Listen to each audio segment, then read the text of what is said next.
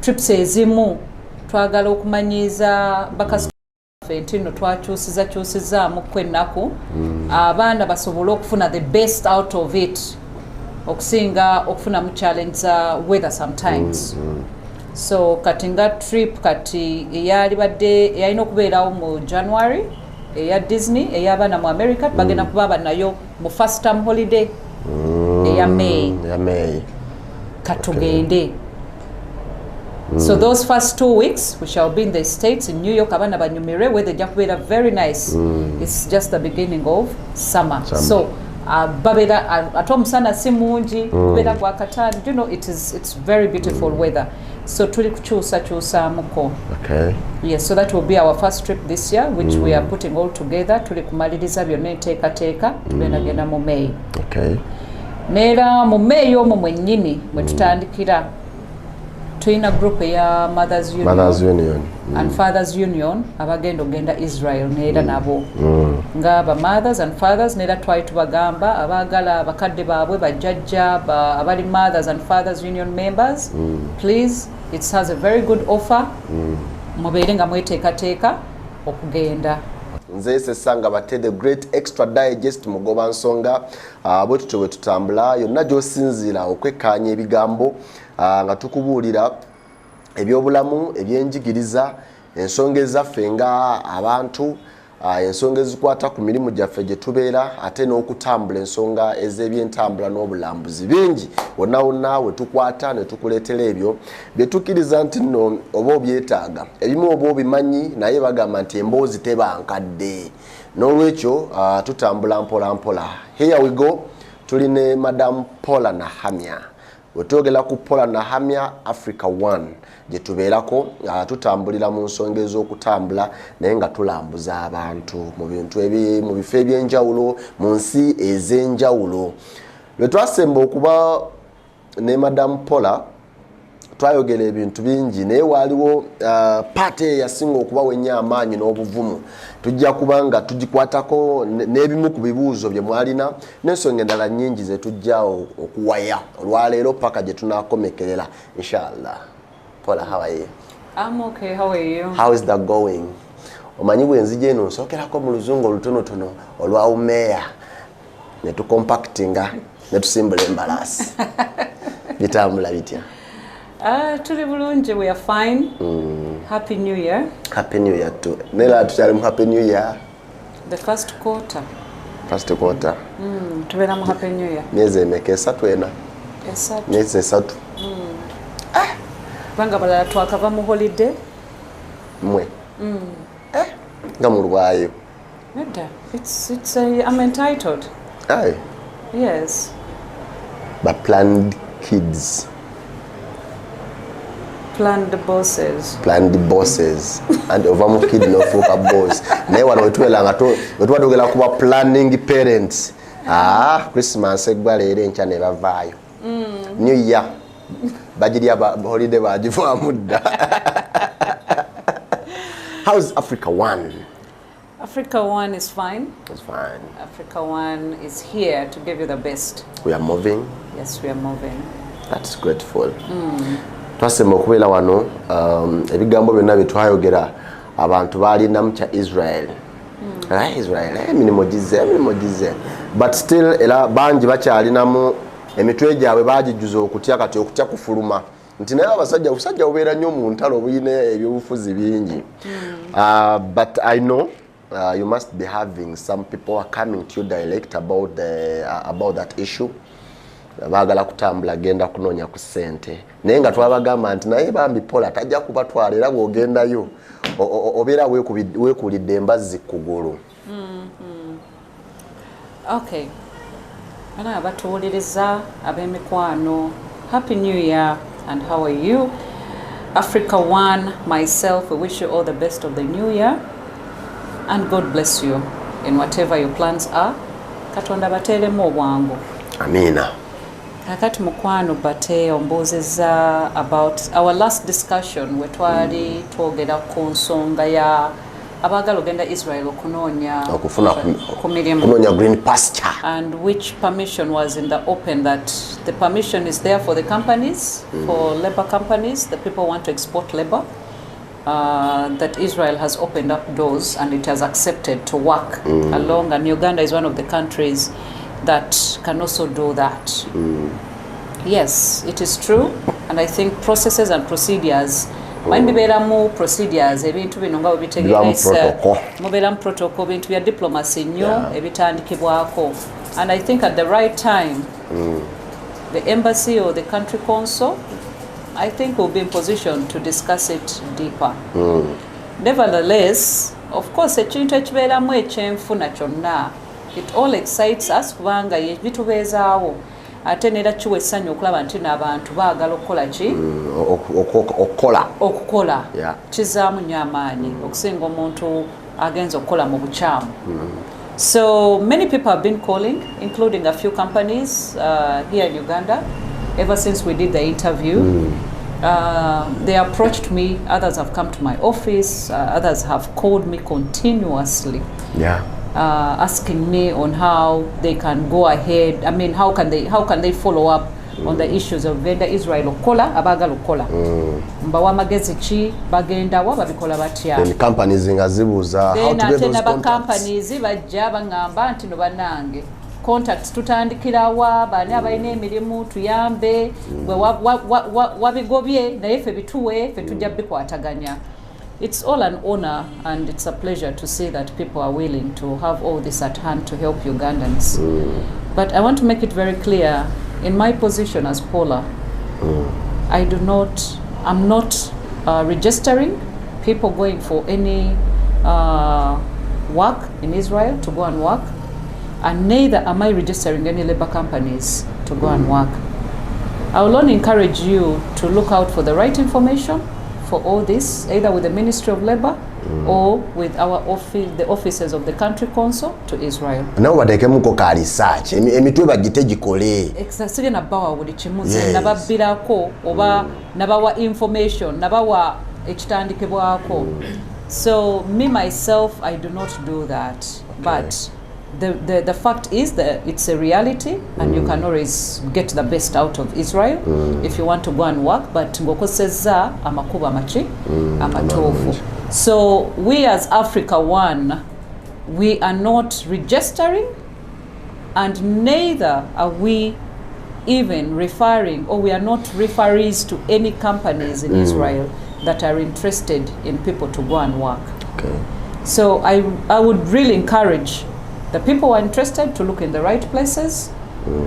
Nao bagende banonyerezeko oba bagende ku Ministry of Labor babuze bulungi babategeze, or we have our country consul here bayinza ogenda baja guiding maybe companies ezinabaziwandisidwa babakakasiza mbasaba bannange temugenda nga mugwira nawuli omu anabalimba. Get to the right information musobole okugenda banga ekintu ngekyo wekijja omanya nti ne bannannyini nsi bagenda kubaamu awo nga banoonyeza amangu. Of course buli omu n'abamanyi okuyiiya ezaabwe ez'amangu abagala okukwata abali abatamanyi nabo, so mugumiikirizeeko mufune ekintu ekituufu. But as Africa One Tours ffe tutwala balambuzi abagenda kusaba Israel n'okukomawo naye tetuli kuwandiisa chembade chenyizo okukatiriza. Yes okukatiriza okwo olwaleero njagala tutunulire ebintu bibiri ebinatutwala gye twagala okutambula n'omulabi waffe ono afunemu. Ekisooka obulungi obuli mu kutambula, tambuddeko ngenzeko wano. Ekyokubiri era tujja kutunulira opportunities eziri mu kutambula, watusobola kukozesa tutya okutambula kulwaffe nga abantu, backgrounds zaffe n'ensi yaffe kati twogera ku Uganda. Kubanga tutunulira ebiseera ebisinga nti tusinga kulaba abaserebu be batambula eri kamera nezimubaako. Nze kati wengenda wano yonna gye ngenze teri n'amanya nti wendi, naye baserebu baffe agenda ne ka flag ke nti Uganda afudde Uganda, naye era naye ogenda okusanga nga weyagenza okuyimba yayimbye nadda nga teri n'amanya nti nno saabayimbi yabadde Canada. So awo tugenda okusinga okutambulira ennyo olwaleero ne tutandike nekyasoose okutambula nze nga nze kinyamba coach abantu bangi omuntu omusanga myaka 7 alina sente tamanyina waziteeka naye nga akyalwanagana okufuna ka visa oba ka South Africa oba wa family ye n'omulaba naga kati byange byawedde naye kati abaana nkoze ntya and something of that kind. Okay, it's quite an interesting question, I would say, about travel. And I would say travel is quite a wide topic. Yeah. And its opportunities, interestingly, differ from one person, from one individual to another, or a family. It differs. But travel at large, for example, I would say it's quite interesting because as we are growing up, yeah. Nogenda nosoma, nomala okusoma, osevinze, oba okoze byonna byokoze, o retirinze, okaddiye, ozeye waka. But that journey of growing, obulamu Katonda bwakuwadde, obukozesezza otya in your journey. Omuntu okuva watandikira gy'otandikidde ng'oli muto paka gy'okomekedde. Okaddiye. Oli mu kifo ekyo? Is that life? Nankulabye. It's not life if you have the opportunities. Ovudde mu buto obwo ovudde corporate nga wooli mukwano bate n'obwa corporate bwo bonna ne bukugwereramu no retiringa, and that is it. That's your life. No far. You have not explored yourself. You have not discovered yourself. And the issue with travel, you either discover or it discovers you. You go to discover or you also discover yourself. Yes. Because the opportunities that they may not be here, but you will find opportunities elsewhere. You understand? Yeah. Business may not find you here. Mukisa ogugo. Guyinza obutabeera wano naye lwakuba weewaddemu holiday in between n'ogamba kangende mpumulemuko wuuyo ogenze n'ogamba naye kangende kata for holiday. Of course abala bajja kubuuza ye kata agenze kukolayo ki, naye ate oyinza okutuuka ekkata nosinkana ate omuntu opportunity nekusanga eyo n'akubuuza bannange nanjagala kufuna ku bijanjaalo e Uganda mbifunye nkoze ntya. Olaba kakati gwe okubeera ow'amagezi amangi oba naawe ng'osobola okweyiya mangu okuya n'ogamba naye mu kisenyi eyo basuubuza ebijanjaalo ono lwaki simuwuliriza bulungi kikyagamba. So you create a discussion. Abadde mu holiday, now you are into a business discussion. N'ogaloga anadde ku business trip. Kakati evudde mu holiday trip becomes a holiday stroke business. Okiraba? Yeah. So ogenda okumaliriza ate ng'omuntu gw'osinkanye ddala kato kwegamba it's your dream. Your dream has come true out of a holiday, you understand? So ogenda okukakkana omuntu agambe naye omanyi, can you organize for me at least, let's begin with a 20-foot or a 40-foot container, can you organize that? Omuntu abadde ku holiday ogenda okukakkana bate azze wano mulaba bate mu kisenyi anoonya bijanjaalo, ogamba ebijanjaalo bikubeeredde kisebo nga gw'omanye ekyakumbe. Kumbe yayina omusajja yakuwadde contract yatandika ne container emu, tulaba kati oli mu container meka, 10 oli musuubuzi waki wabijanjaalo. So these are the opportunities that come with travel, but what kyenjagala okuzzaayo emabega gwatambudde ekigendererwa kyo ate naawe how flexible are you? Kwe bagamba nti nno okutambula kola kikulaba. Naye okudda kukola. Si tekukyali kunyumya. Yes, nate onyumizza otya, onyumizza okola. Bino bye najjayo ge makulu. I've seen abamu abagenza okutambula, abazadde agenza okutambula n'akakana n'agamba naye omwana wange ayinza okujja n'asomera wano. Naye nga ekirowoozo teyagenda nakyo. Naye lwakuba atambudde n'afuna okwegomba n'agamba osoma mu mwana wange Katonda tantambuliza bubi, I think I can afford. opportunity naye n'agijjaawo oyo alambudde essomero atutte ki omwana. So travel is exposure. It discovers you, or you discover what is in what. So it's you, the traveler, to understand the value in traveling. And also the parents, I always encourage abazadde abalina obusobozi njogera bannange ku bazadde abasobola tolinda when it's too late. I have seen the challenge of parents who have waited when it's too late nekya affecting abaana. Omwana woba osobola tandika omutambuza ng'akyali muto. History yeekule nange ekula mpola abasobola okutambula nga family travels family kireke kubeera shock. At one point mwenna mwesitudde abantu 6 mutambudde mulundi gumu. The value of family, nothing beats the value of family. Okutambulira awamu. Naye nga gwe obeera awo tofunangako obudde gamba nti no kati nga taata oli abaana bakulabyeko.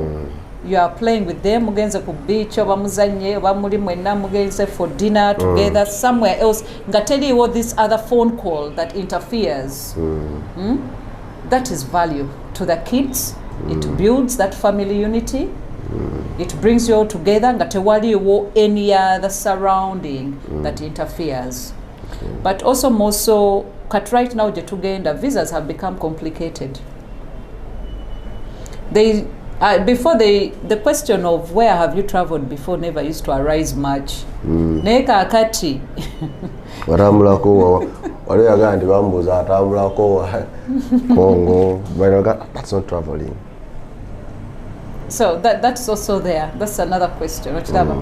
And yet you had the opportunity to grow that travel. At one point waliwo batakikubuuza omwana ow'emyaka 7 10 you know all that age tebajja babuuza babeera bamuweerawo okiraba. So agenda okutuuka eno mu 18 20 and all that nga katabo k'omwana yalaba dda. It's no longer a question. You have simplified obulamu bw'omwana gye bujja. I've seen many clients of many of my customers abalina buli kimu, but they have come here and they have failed, all because they have not grown that history. They have not grown the history. Becomes a problem later on because they did not grow the history of the kids. So travel is a very interesting topic, but it's also another issue is let people learn how to go relax and have holidays. Luli twakolanga trips nga tukyali bato nga tugenda Source of the Uganda Museum. Entebbe zoo. Naye kakati we mulaba circular z'abaana trips eziriko ennaku zino tezikyareadinga abatono abaliko zoo naye amasomero agamu ezo tezikyaliko ziriko going to South Africa etegeera Nairobi, Kigali, Mombasa. Yes, those are the trips right now because trends change. Trends change, so those who can afford, the parents kindly make sure that you try to jump into these trips for the kids. Let the children be kabayige, kabatanke to explore because the world is changing every other day. No one will expanding. Yes, let them go and appreciate, and let them try not to, by again, this is what it is. Si chipya nnyo omwana techimukanga nnyo later on in life until a trip to Dubai will be an issue ng'omwana abadde Disney abadde mu America ntino twabeeranga mu kyalo ogenda e Kampala ko jaswa teweebase otunula paka obudde bukya onaaba ssaawa 12 nga mugenda nnya so kati ebyo byonna okubyewala mu maaso nti omwana omutambuzaako n'afulumako yes abo babeera basobodde oba osobodde nga Katonda akugabiridde I think these are things we need to consider. Edda nga balaba abantu bwe babikola gundi yeeraga. You understand? So it is not kweraga.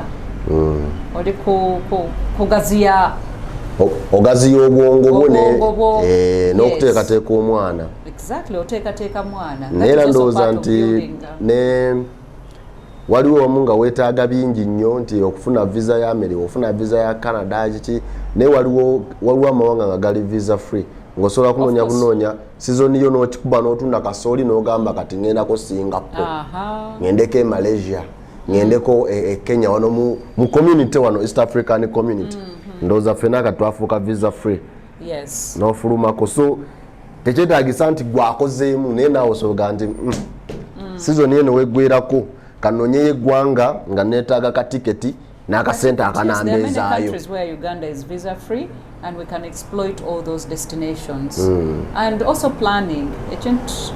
If we can learn how to plan our lives, I think we can be able to achieve.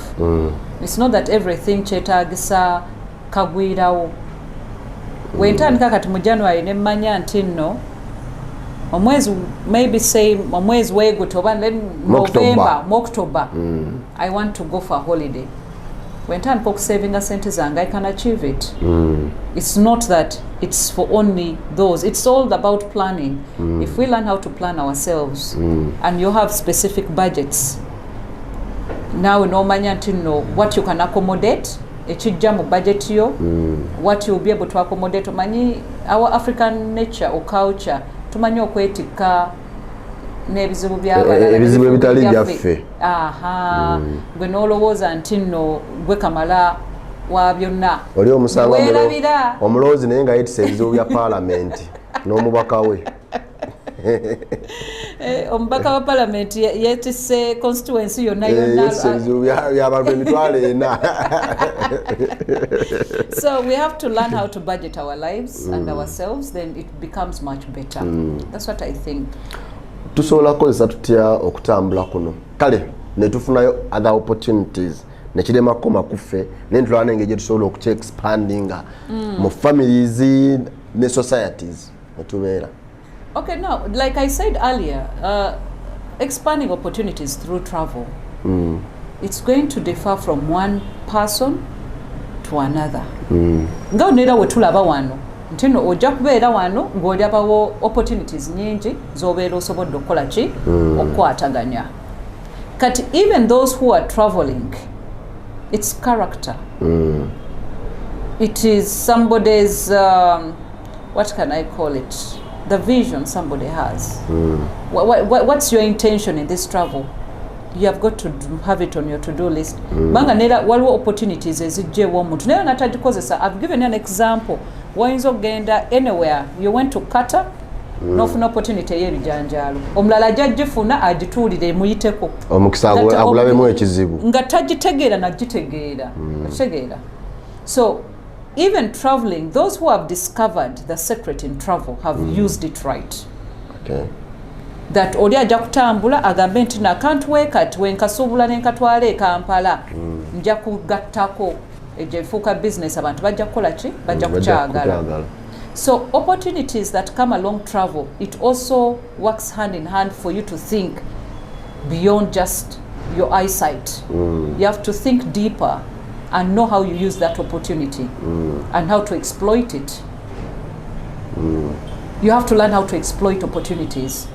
Even when the opportunity is right in front of you, olina okumanyanga wogenda okikozesa. Kitegeera? Yeah. Hey, wanga waliwo omuntu ajja okujja mu ofiisi yange, nga zenga customer oba ze kundaba, naye ate nagamba omanyi Madam Paula, I think you need this and this. Ajjidde kintu kirala naye because amanyi exploitinga. Nagamba nti Madam Paula wena amulagako kino ajja kukyagala. Kati ajjidde kintu kirala naye avuddewo na business. Oh, Madam Paula abadde nzize client naye nkola printing. Ayinza okujja mu kiseera we mbadde ngenda okukola printing negamba okay no scratch my back I scratch your back ompadde business. Okay fine twade tugenda printinga calendar zizo zitwala. Okay. So you have to know how to exploit opportunities and how to discover them. Others discover you, they find you, what I could call, yes, opportunities find us, but you have to be very smart and fast enough to know that such opportunities omukisa ogujja ngukwata ntya ogukwata otya era ngufunamu ntya okufunamu otya and there is never coincidence of things. So also when it comes to travel and opportunities, I always say it comes to also to the right person. Banji batambudde naye ndera bakomawo nga webagenze. Kitegeera? Ate bangi bali wano ne basinga n'abatambudde. Why? they know how to use opportunities or to explore opportunities. So that's what I can say about travel. But tunulira tufuluma twade twogera waneno nga tetunatandika. In fact nali nsomako n'ebyafaayo bya Uganda nga mu Asia wakyali amawanga. Nino omuntu yanyumiza nti agenda mu ggwanga mmere ya Asia bebagamba nva Uganda nga Uganda kozi Idi Amin gyakulembera naye wano mu 2014 naye nga bo bamanyi nti Idi Amin yakyali president. So ekyo nno kyampa okulowooza nti oba olumu bwe tutambula ne tugenda ebweru eyo ensi yaffe tugikotogera omuntu n'atamanya nti Uganda gyeri. Waliwo amawanga leero gy'ogenda olw'okuba baawulirako ku Mandela nga bagamba ova mu South Africa ti no eri bagiyita East Africa Uganda gyeri nti bye biki ebyo. So tusobola kukozesa tutya kuba kati omulembe gukyuse. Tusobola kukozesa tutya omulembe oguliwo n'amagezi ge tufunye okwongera okutunda ka Uganda kaffe. Okay, that's very interesting as well, because you are the first market of yourself. In anything, you are the first market. How you present yourself and the person getting to know you is you, the person. Like for us, when we travel, we are the first market of Uganda.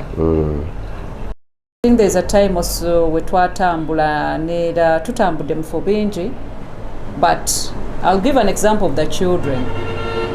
We tambudde ku trips z'abaana. I'll give credit where discipline, when it comes to discipline and children from Uganda, I think they have really showed out there a very great image that our children are well disciplined. They are listeners. Everywhere we have traveled with the children, the first attraction is like, wow, where are these children from? They are so disciplined, they are so calm, they are listening. Because babera batulaba, balaba. Uganda. Oh, where is Uganda? So the questions now, you become the first marketeer. Yeah. Nenga kisoso musikiriza kino ekyabaana okubeera olw'empisa n'alyoka atandika okumanya. We tubeera mu hotel eyabuuzizza jjo where are you from akomawo alina information nga bw'ogambye nti no, oh, I read about Uganda, it's quite a beautiful country, you have 2 seasons, you have this. Ogenda okulaba picking interest, are you an agent, can I take your card? So what you attract somebody also to know. So how we present ourselves out there for our travelers is very important, because it sells your own where you're coming from. It sells. Okay. Yes, because I have been able to sell Uganda in one way or the other, in places I have been, and actually I'm bringing tourists because of what I have been able to tell them about Uganda and what they have gone and done research. Nebagamba, okay, wow. Nebalabanga byoyogera bifaanagana ne bibanoonyereza. Exactly. Because the audience you give the person and how you present yourself attracts the person to get to know about it. Waba agenda continuous nga okula bubanga afunye number yogenda okulaba nga engagement zaakuwa. So we travelers out there, on how we present ourselves, the musicians that go out there to present themselves, we bagenda okuyimba yonna yonna nga we bayimba nga we bapresenting, they are selling Uganda. Then it attracts people from Jebali ogamba nti no, let's go Uganda yeriruddawa. So it attracts people coming what? To Uganda. So even wadde tuba tugenze fe abalambuzi abagenda ne tubeera nga tulina, for example, I'll use the platform of musicians, for example. If every time a musician is called out of a UK or a Canada gye bagenze okuyimba, singa every time a musician is to come on stage, for example, if the Ministry of Tourism could tap into that and equip them with information, tino abatannaba kuyimba asooka kwogera ku Uganda, asooka kunnyonnyola gy'ava, asooka kunnyonnyola the beautiful country, our culture, our traditional ways, our food, our climate. Our national parks, the beauty we have, you know, the security we have is very important. So because if that can be done and invested into, you know, there should be, it's kind of a budget. Until no, William Muyimbia Fuluma.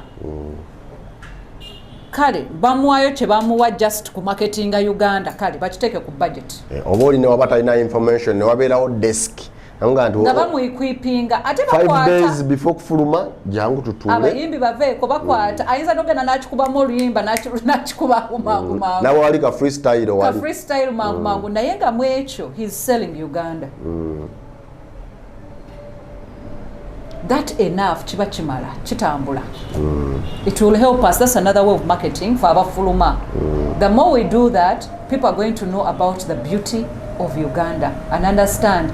Bajja kulekera okulowooza nti no, for example, Idi Amin akyali president. Idi Amin will still ring in the ear in the ears of the people because of his history that is selling so much. There's so much documentation on Idi Amin than President Museveni. There are so many movies, I would say, for example, out there. So it still rings. So it is us at Okchichusa. No. We have a great president currently. Yes. And who has changed the country. We have a very, you know, democratic country. Byonna netukola ki netubiteeka in place tufa ababeera bakyusa nagamba okay, that is great. Okitegeera neyegomba nange ngenda kujja ndabe ne beekuŋŋaanyaamu awo tugende tulabe nga tufuna akasente mu tourism. Kirinagamba so Asians can come back. Asians have been in Uganda for you know decades. Who told you that? No, your president just no, it's no longer. It becomes an engagement. Chechiri ku ground. Ebise bisinga bwetuba nga tugenzeeyo oba nga twagala ogenda. Biki bye tubuusa amaaso naye nga biri very very important. Omutambuze.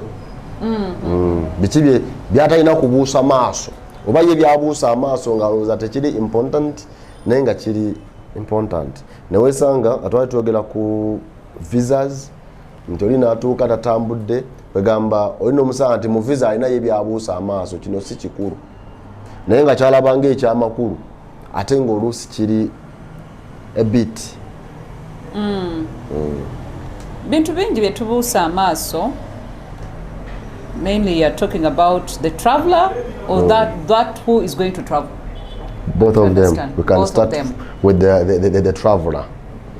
Okay, now you as a traveler first and foremost, singer, you who is traveling out, wherever you are going, information is key. You must be your informed. First empowerment is information. Where are you going? What's your address? What are you going to do? It's very important. There's a child who got a student visa currently. Wafuna student visa ngagenda Canada. Okusoma kwali kutandika mu January. This year? January, yes. Yakwata ennyonyi n'agenda mu October 2023 nga okusoma admission is egamba atandika January 2024. Everything is clear. But because I think before there was a discussion, ojja kujja mangu omanyire tuyinza okufunirayo akalima ndowooza abaali bamukozeeki abagenda omurecevinga watuuka ku immigration nga bamubuuza but school starts in January, why are you here now? Because I want to try to get a job and work as I wait for school. Nambuuza ku byonna wajjidde kuki? We baakoma ne bamukomyawo cancelled. So Ugandan student man. Tukiyite kyekyo. Butamanya information, not being equipped. This is what I'm trying to say. Abantu abaweereza abantu abatambuze, information is very very important. Yaddira ekyama ekyalibadde ekyama kye n'amurecevinga. Not ye yakiteekawo nga nakiteeka mu lujjudde nti ange ngenda kugira nkola otegeera visa egamba omuzadde asasudde sente ze bulungi nnyo omwana agenda kusoma omwana agenze wrong time otambulidde mu wrong time to begin with. Secondly, you're giving contradicting information. You're a student and you're going to look for a job. So ku byonna ogwawa. Nebuuza kati tutwala ki kino? Tutwala mu paka si tutwala mu somo. Bamukomyawo. Bambi. Because of wrong information. You don't know what you're going to do. You are not allowed to work as a student. Yalikomye kugamba, yes, I'm coming earlier. To get used to the environment, to get used to the environment. Go visit the school where I'm going to go to understand my routing. Ebintu byangu byalina okwogera. Because you're allowed to come early and make yourself comfortable in a country that is new to you. The climate. Ngenda okutandika okusoma nga I'm comfortable with the climate, with the new environment. So, information and how to answer questions is very important. Naiganda bambuuza kino alanda ate jjajja mu kyalo yatuuze kasooli n'ampeeza tiketi bamubuuza kwegamba bamubuuza naye ng'abuuza. Get to the point. Yeah. Bambuuza a very simple question. Your school begins in January. Why are you here in October? Very simple question, straightforward. And they have asked you, school starts in October. Why are you here? Ate agamba agenda kunoonya kalimu bamutekka butisse nga bamukomyawo amusindika addayo noonye visa z'abapakasi abanoonya ssente. Omuzadde adda wano otuyambye otya? So what you asked, information is very, very important on how you are going to answer questions, where you're going, what you're going to do, and what your focus of your intention of travel is very important. Okay. So that's how brief I can make it. The key word or the magic word is be equipped with information and be smart with answering your questions. From the immigration point, over yona jogenda. It's very important because it's going to guide you. Then onayagala okutambula. Ono yeteekateeka nti no njagala kutambula ngenda. Neteekateeka. Bintu bingi ate oyo ye abeera kwegamba nyinza ogamba omuntu atandikira ku scrap ku zero. Bintu bingi nnyo omuntu bye yeetaaga. Right from the passport, toyinza kutandika kwogera kutambula nga ne passport togirina. Waliwo ajja wano n'akubuuza nga ne passport tagirina. Kati ekitandikibwako tokirina. Naye already oli kuloota gy'ogenda. Okugenda. Tandika na kufuna passport omanye kichoya gyogenda na kichogenda okukola. Yeah. You've got to be equipped with all that. Then ne gyogenda omanyi kyogenda okukolayo omanyi gyogenda. Nedda kojja azaala maama oba waki yaŋŋambye wentuuka ku we naagenda ebisigadde biwedde. Ekyalo jja binkolerako. Yaŋŋambye bugambizze nfune visa. So such people sometimes are misplaced. Beoba osanga bebakomyawo, beoba osanga tamanyi na wakudda, they are stranded, waba ayiseewo ku immigration points, ali stranded bosanga bebaka ku street, tamanyi na kyakukola, neyesanga nga n'ekigendererwa takifunye oluusi oba nga atuuse kubonaabonera kuki ku mawanga. So omuntu yatandika, there is so much a discussion to help this person on how to travel. Ate balina okumanya there are so many principles that come along with travels and visas. The key issue I would say about also visas, omanyi waliwo n'okufuna visa mu katabo but it's not a guarantee. Gwa tegunaggwa. Bamaze okuntera ali mu katabo. Mba nakudda waka kwebaka kumanya ngenda bweru. Did you know a visa can be revoked or cancelled? Ng'okyagirina. Nga sinatambula. Omaze amaanyi nze ali eyo. Nina visa yange mbulayo weeks nga 2. bayinza okuweereza ki email ne kigamba why visa has been revoked. Many reasons can cause, but you have to know the definitions of the different words ebbaluwa ezo ng'ozifunye. There are chances to explain yourself, and I've seen some people who have not got this information and they have not been able to help themselves on time. Sometimes they give you a chance to explain yourself before they totally cancel when they have just revoked it. In 24 hours. Bayinza okuwa 2 weeks, bayinza okuwa 30 days, bayinza okuwa ne 90 days. Wennyonnyoleko gye babeera bazzeemu okutunulamu ebitali birungi. Nga tebannaba kusalirawo ddala nti nno visa yo bagikansolinze. But there are other situations where visas are recalled, they are revoked, they are cancelled. But a visa that is revoked can be reinstated. Yes. Ejo aba cancellinze totally ekyo kiba kiwedde. Awo tebakuwa na chance. It's cancelled, that's it. Toyina chance. Babeera bakwetoolodde bye baagala byonna, they find reason why you cannot travel, and that is it. You cannot proceed. What going wrong okufuna issues zino? Omuntu kyasobola okukola kino osobola okyewala kino kisobola okuviiramu emineeno. Okay, now number one, I would tell, let's avoid forgery. Documentation, forgery, mbi nnyo. That means your journey ogitandikidde mu kulimba. Kati weba kugwamu ng'olimbye, then oba weeyonoonedde, you are blacklisted. Obeera weeyonoonedde. So forgery of documents or presenting documents that are wrong is number one problem. Ekyo kigira nnyo. Kitawaanya nnyo abantu. Okweyita ki ky'otali. Nakyo I've met somebody yeeyita bank manager ko branch n'afuna n'amabaluwa gonna nga neyo bank tebamumanyi nayo. Yakirira wansi. Oba yafuna abimukolerako omwo munda. Babimukolerako nga bamukolerako ne gamba bino tebabifaako. Genda kyawedde. Bagenda kuwandiikira confirminga mu bank. Nti omuntu wamuwono kino. Yali mufere. Afere. Kakati ebintu ng'ebyo. Yeah.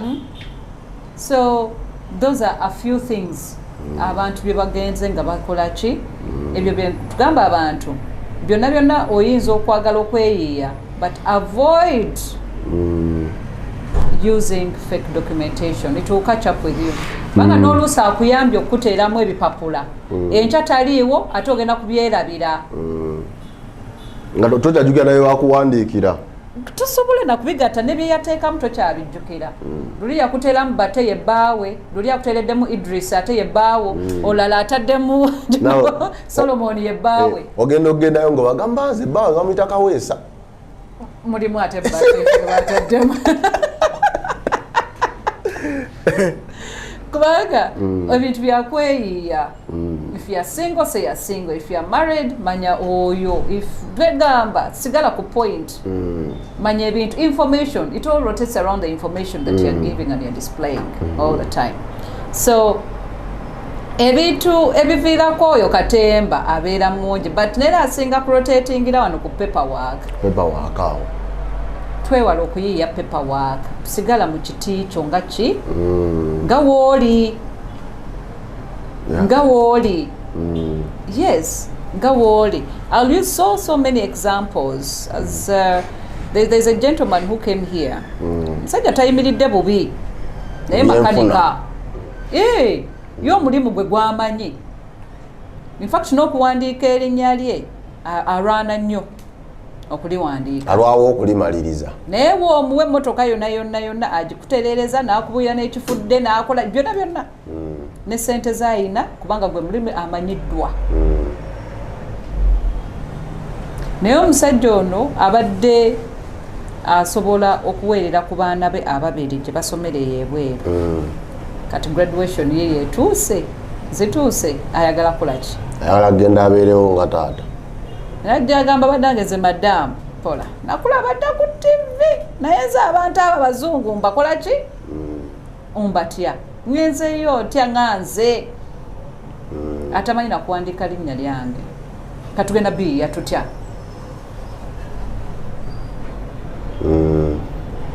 ne mugamba ssebo ogenda kusigala mu kiti kyo nga makanika nga wooli neera kyoli ekyo saagala weekyuseemu wadde n'omulundi neeguma okweyita kyotali genda nga wooli neera wonootuuka wali eri nga tumaze okukola wana application yonna gwe kyogenda okusooka obbagamba bannange nze sirina ka kigambo kya luzungu naye kino kyemmanyi nze njagala muganda akoleki avuunule bajja kuyamba because mwebase mulimu abantu abamu ennimi ezimu era bwe babeera tebalina lulimi gwe lwomanyi neera bajja kuwa olunaku olulala bafune omuntu ajja kusobola okukola ki okuyamba oba bajja kugamba jangu n'omuntu. They might give you options to allow you to come with somebody who will be able to interpret for you. Ategeera oluzungu n'olulimi lw'olukola ki lw'oyogera. Nansooka mpakanya nagamba bannange madamu okola ki nagamba no you'll be fine genda okozese amazima. Good enough, his bank account was good, ebintu byonna bitambula bulungi, sente ze neera nga waagira aziteekayo, he does so well. Ne contracts ezimu eza government azikwata, alina zi LP, byonna sente ziyitako buli kimu atambuza bulungi. Omusajja munange ennaku zaatuuka nga he goes to what? For the appointment. Naye yeerabira musajja wattu essaawa ezaatuuka ng'agenda ku appointment oba yali yakakanika n'emmotoka oba yakola ki yalaba eddakiika zisigaddeyo ng'eddakiika 3 nga we yali obwamakanika bwe n'agenda yakwata booda ng'adduka na bipapula bye ng'agenda ng'atuuka embase munnange na appointment ye ng'ayingira nga we twamugamba neera kye yagoberera like we cancelled him, we talked to him n'abagamba bannange nze nga we mundaba wendi simanyi kigambo wadde n'ekyo ekya luzungu naye ngenda ate ngenda ku graduation ya mwana wange kati ne bamufunira omuntu agenda okumufunira mu Luganda bulungi nyo nate n'avaayo ne visa n'obwamakanika bwe nga tamanyi nakuwandiika linnya. But what made him get what he wanted? Yatambulira mazima. Butefuula kyatali. Yatambulira mazima ate yajja ewantu we twamuyambira mu kiti kye ate neera n'agenda n'asigala nga waali. N'okugenda ekifaananyi yatwala kye nyini. N'asooka abakayanya n'obakayanya passport yange musigaza yaki. Ojja gifuna omukulu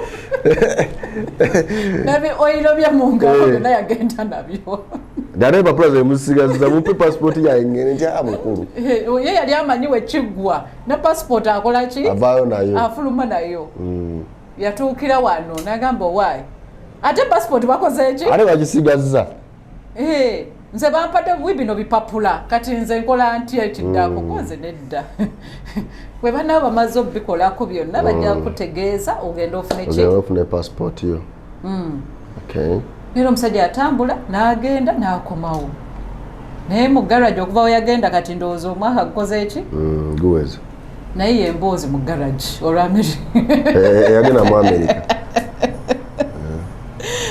So I bring these scenarios for people to understand okuva ku muntu wange owa wansi nga enjogera weetambula nti nno sigala nga wooli kisinga okwefuula kyotali n'oswala ate ne weeyonoonera kiri mu maaso.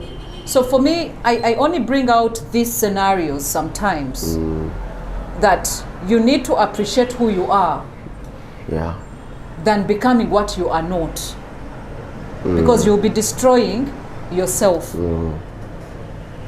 Oba no yali yeyeti alowooza nti no yete kisoboka oba yeetaaga kino baki jesasoma simanyi kuwandiika biki nayogera ntya n'abo abasajja jangu nga wooli naye tambuliza ebintu byo mu mazima kubanga si gwasoose tutambula n'abantu ab'ensi ennyingi nnyo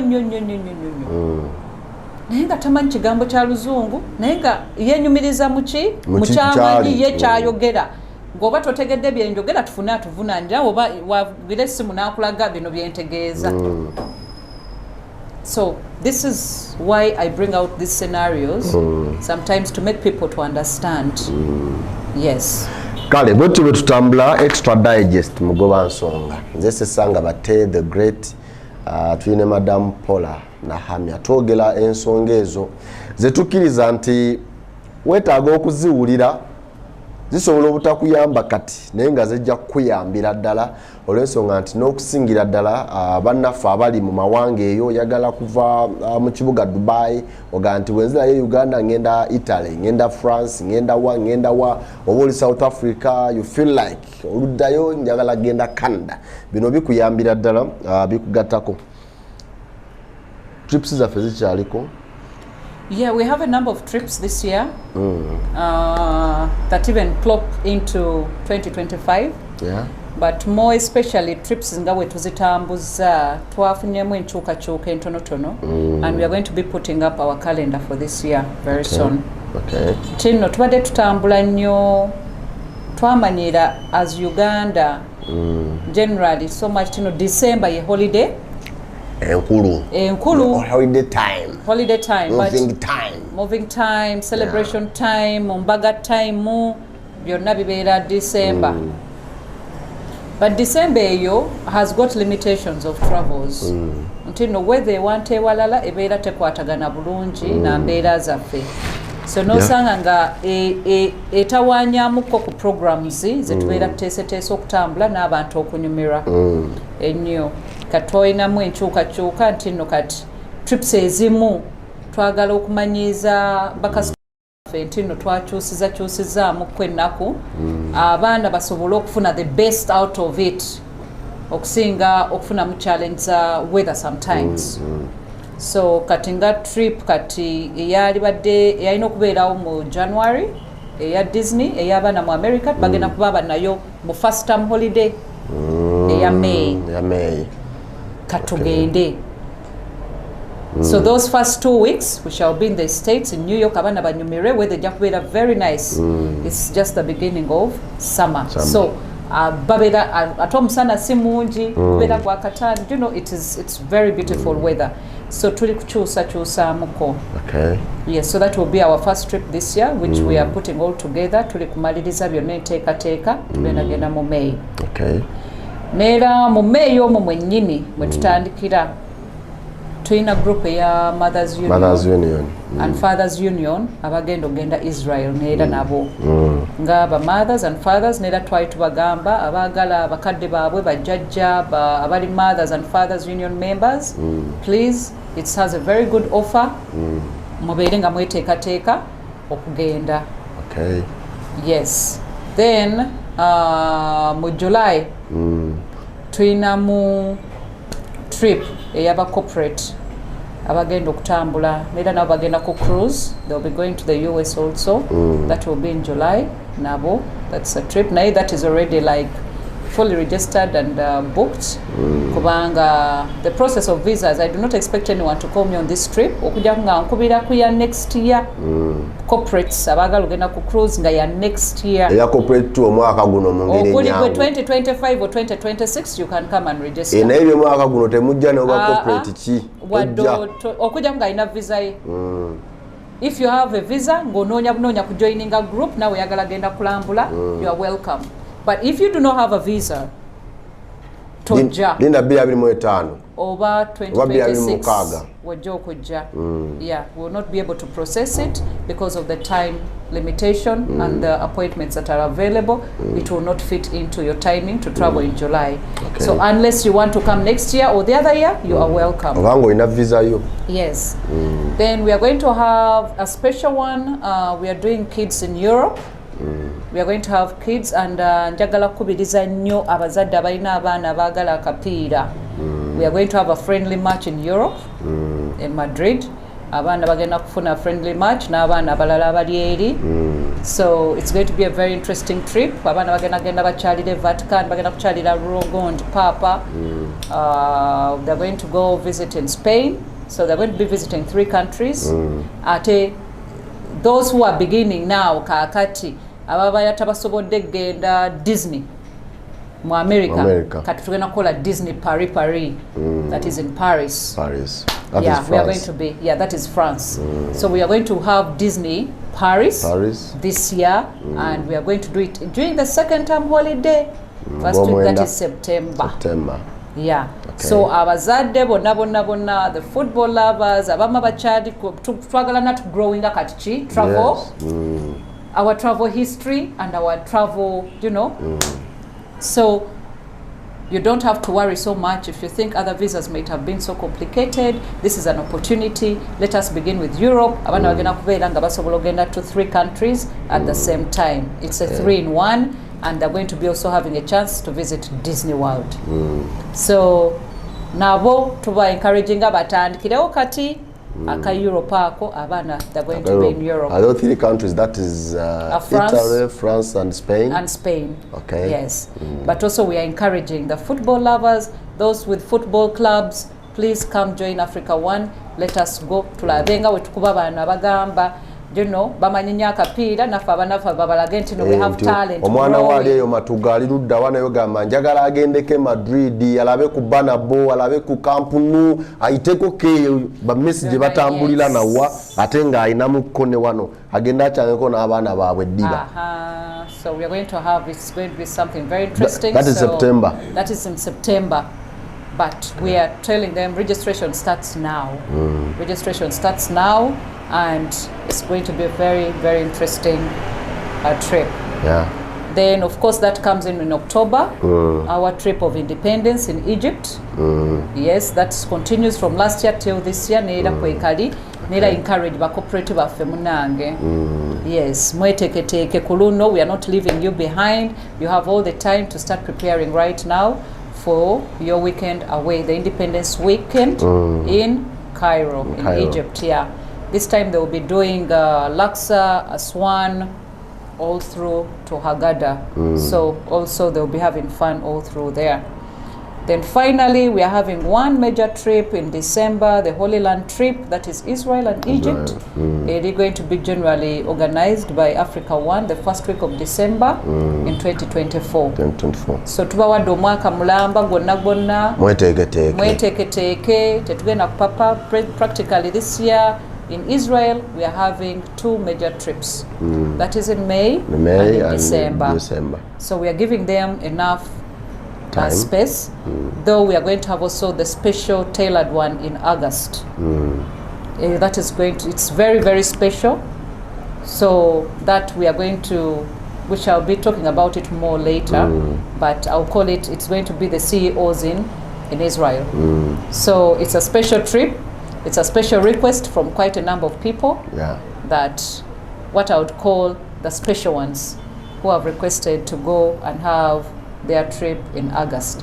So that one we shall be communicating to those who are interested in it. It's in August, but the major ones are in May and in September, then December. Yes. Okay. Manyi nti kwezo waliwo mikwano gyaffe nga muli South Africa, muli mawanga gonna, muli mu Bawarabu, naye nga oine eno omwana wo oyinayo mama wo, you feel like wali badde opakasa yakamo omwana yakamupakasiza agendeke Spain, agendeke Italy, agendeko Israel, wa mama wangu obani, please, the time is now. Manya nti sente zogenda ofuna omwezi guno ogujja ogenda ziteekerateekera munnowo at least mu September oba December asobola okuba nga atambula. Tuli mugezaako okufuna travel discipline mu ngeri ennyangu, tuyigeko okutambulako, tutambuleko ate okulaba nti n'abaana baffe omugigi oguddako tuguteekerateekera ekisinga. Ali akatale ke kamaama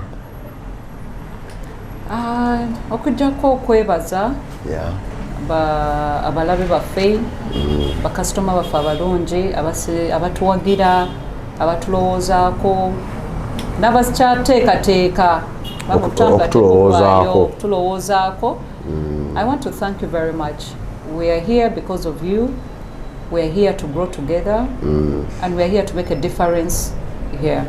But more so, as Africa One, we are here to help you okubalabulamu mwebyo oluusi embeera byemutategedde bulungi. So as Africa One, we are here to guide you, we are here to counsel, you know, to give you all the counsel and the guidance when it comes to travel. What you don't understand well, as Africa One, we handle that for you. We are able to guide you nga tuna kugwa mu nsobi gy'ojja kwejjusa later on. Oba n'ekirala bannange n'abalabe baffe oba mikwano gyaffe abali eyo mulekerawo tuleetera ebifudde ebyonoonese bannange temundeetera byonoonese ate nze nziremu kubigattagatta. I will not be able to do that. Omufuta alamuka. Yes, so mugezeeko okwetegereza nnyo nga tonnaba kwonoona nnyo. Please consult. Consult and consult than coming when you have already made a mistake. You understand? We are better off giving you information before you make a mistake.